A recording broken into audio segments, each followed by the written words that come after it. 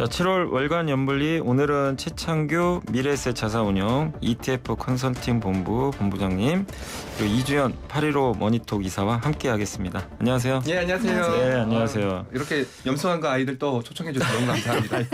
네, 우리는 아이들입니다. 네, 아이들. 네. 자, 이번 주 화요일날 사실 좀 월간 연불이 1탄을 한번 했었거든요. 네. 이제 이번 달은 2번 하고 있는데 그날 아직도 저도 기억이 생생한 게 그날 서킷 브레이커 걸린 날이거든요. 네. 그래서 너무 좀 힘들었던 좀 경우가 있는데 정말 마치 오늘은 이게 정말 정반대로 뒤집어진 것 같아요. 오늘 네. 지금 지수가 코스피가 지금 12.8% 폭등하고 있고 지금 SK하이닉스가 이게 보면서도 믿기지 않는데 하루에 지금 23% 아이고. 지금 급등을 하고 있거든요. 자, 그럼 오늘은 SK하이닉스 상한가 한번 기원해 볼까요? 아, 좋습니다. 네, 상한가 기원 한번 해보고요. 예. 뭐 만약에 상한가 달성하면 우리 이지원 이사님이 춤이라도 추는 그런 퍼포먼스를 한번 해보면 어떨까? 네. 찬물을 끼얹는 이 좋은 날에. 네. 그래서 오늘 어쨌든 정말 많이 빠진 후에 정말 또 오늘은 기록적인 폭등. 예전에 그 코로나 때가 생각이 나요. 당시에도 뭐 폭락했다 폭등했는데 먼저 이주연 이사님 오늘 시장 일단 출발했잖아요. 좀 분위기 어떤지 한번 좀 봐주시면 좋을 것 같습니다. 네, 일단은 뭐 앞서서 말씀을 해주신 대로 코스피가 지금 10% 넘게 좀 급등을 하고 있고 코스닥이 7.3% 좀 지금 같이 따라 올라오고 있는 상황입니다. 근데 개별 종목단에서 봤을 때는 대부분 이제 그동안에 많이 빠졌었던 시가총액 상위 종목들 중에서 좀 기술주들, AI 뭐 인프라 관련해서 최근에 워낙 또 우려감이 컸었다 보니까 낙폭이 컸었잖아요. 그러면서 이제 많이 밀렸었던 종목들 중심으로 지금 올라오고 있고 삼성전자가 이제 20% 넘게, SK하이닉스가 23% 넘게 좀 상승이 나오고 있고 삼성전기는 지금 상한가 들어간 것 같습니다. 상한가요? 네.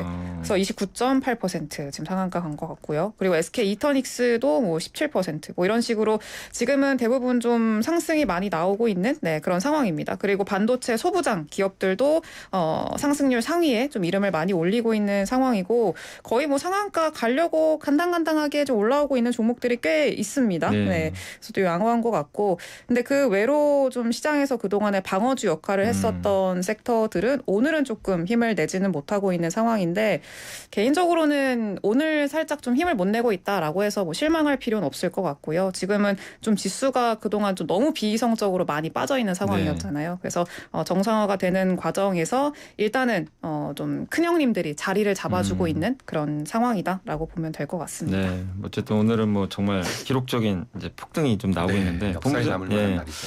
본부장님께서는 근데 요즘에 어쨌든 이번 한 주 보면 너무 힘들었잖아요. 네, 본부장님 좀 어떠세요? 막 요즘 증권사 막 전화기도 불나고 사실 뭐 ETF도 뭐 만만치 않고 한데 좀 혹시 뭐 이렇게 어떤 하소연 같은 거 들으시는 경우도 있나요? 많이 송구스럽죠. 왜냐하면 이번에 아까 우리가 방송 전에도 잠깐 얘기했던 것처럼 이번 하락의 원인이 무엇일까? 뭐 수급이냐, 펀더멘탈이냐, 투자 심리냐, 뭐 여러 가지 얘기들을 할 수 있지 않습니까? 그리고 우리가 SK하이닉스 목표 주가도 어떤 애널리스트는 올리기도 하고 어떤 애널리스트는 굉장히 많이 낮추기도 하는 등 엇갈리는 모습을 보여줬었거든요. 그렇다면 근본적인 이유가 뭘까? 뭐 여러 가지 이유가 있을 수 있겠지만 저는 뭐 수급 또는 투자 심리에서 그 원인을 찾아보면 어떨까라는 생각을 하고 있습니다. 미국에서도요. 최근에 뉴스가 하나 나왔는데 미국에서도 레버리지 특히 뭐 속셀과 같은 그런 레버리지 ETF 거래량이 전통적인 대표지수 ETF보다 거래량이 훨씬 더 많아졌다. 이런 얘기를 하면서 결국은 전 세계적으로 레버리징의 시대였지 않았나. 특히 반도체, 펀더멘탈이 뒷받침되는 메모리 반도체 쪽으로 한번 지르자. 이런 심리가 극대화됐던 게 최근의 상황이었고 그게 한 번에 무너지면서 어떻게 본다면 좀 수급적인 붕괴 또 펀더멘탈의 붕괴 이런 것들이 일어났다라고 분석을 하고 있고요.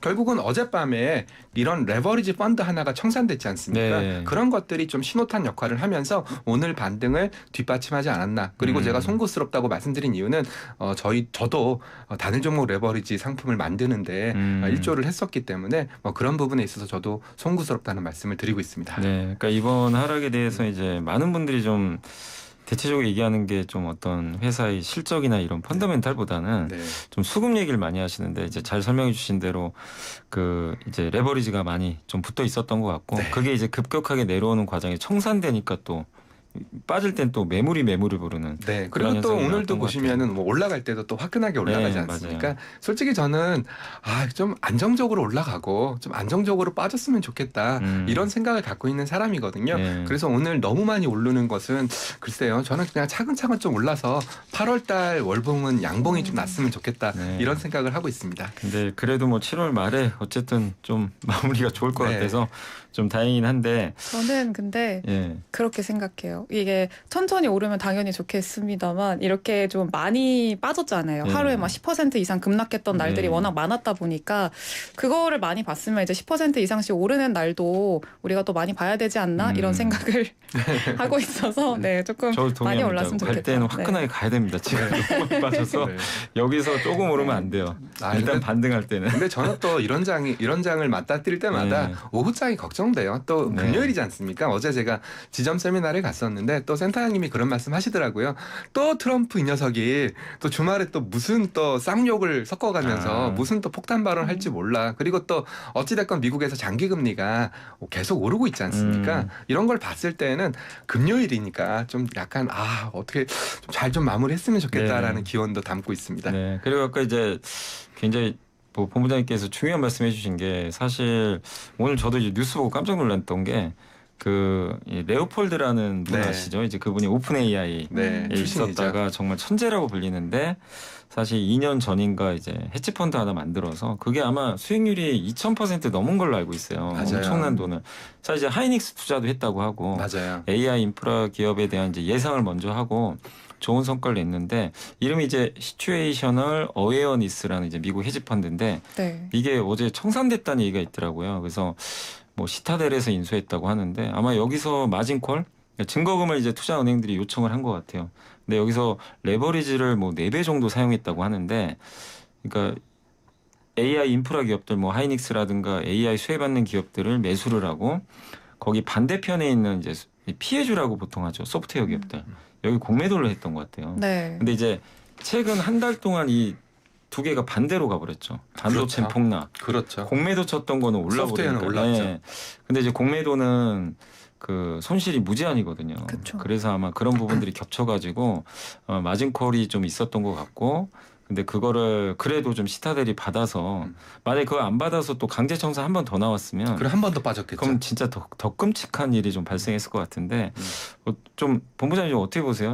요게 그래도 이렇게 어쨌든 시타델이 인수한 걸로 좀 나왔잖아요. 네. 그럼 좀 급한 이게 이 헤지 펀드만의 문제가 아니라 이런 펀드 많을 것 같은데 많죠. 그러면 좀 어느 정도 일단락 됐다고 좀 봐도 될까요? 저는 두 가지 생각을 하고 있는데요. 네. 첫 번째는 이 펀드가 갖고 있던 종목들을 한번 뜯어보고 있어요. 그래서 종목들을 쭉 보고 있는데 어플라이드 머트리얼스, 아이렌, 뭐 코어웨이브, TSMC, 하이닉스, 샌디스크 소위 말해서 지금 가장 핫했던 종목들을 많이 들고 있었거든요. 네네. 이런 걸 봤을 때는 이게 청산됐으니까 이 종목들 좀 더 오르겠구나 이런 생각을 했고요. 두 번째 아마 이거는 최근에 주식을 처음 접하시는 분들한테 꼭 드리고 싶은 말씀인데 이 친구도 결국은 뭐가 실패했냐? 레버리지 관리에 실패한 거예요. 어떻게 레버리지를 4배씩 갖고 있는 자산이 1인데 4배씩 레버리지를 써가면서 좀 무리하게 배팅을 했던 네. 거죠. 즉 지금 시장은요. 너무 과도한 레버리징이라든지 이런 걸 해서는 안 되는 장이에요. 위로도 강하게 튈 수 있고 아래로도 강하게 빠질 수 있는 장이니까 저는 그런 두 가지 시사점을 좀 읽었기 때문에 이 방송을 드시는 시청자분들도 좀 과도한 레버리징은 좀 삼가하시고 지금은 현금 유동성을 확보할 때다 이런 말씀을 강조해서 드리고 있습니다. 네, 그러니까 미국도 사실 우리나라도만 그런 게 아니라 미국에 정말 이 유명한 사람도 좀 잘 나가던 분도 한 순간에 이 레버리지 관리 잘못해가지고 이제 어떻게 보면 청산되는. 얼마 전에 그런 얘기도 있었거든요. 그 주주 서한으로 제 최근에 좀 많이 빠졌을 때부터 이제 기회다, 최적의 매수 기회다 이렇게 주주 서한으로 얘기를 해놓고 이제 며칠 만에 이런 소식이 나오니까 좀 그만큼 많이 관리가 좀 어려웠던 거 어렵다. 아닐까라는 좀 생각을 하게 됩니다. 네. 네.